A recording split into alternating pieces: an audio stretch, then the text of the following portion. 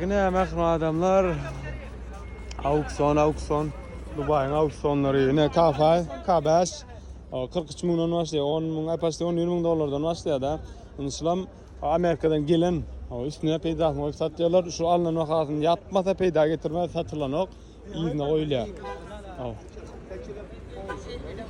Ben de Mevroduk Amerika'daki Forte GT Line ola 18 milyondan başlıyor. Ne terana 8 milyon daha da gider. Ana bulam 21 22 kan 2 armlık 38 milyon. Bulam başlıyor 10 milyon dolardan. O başlıyor da 10 milyon dolardan yok orada başlıyor.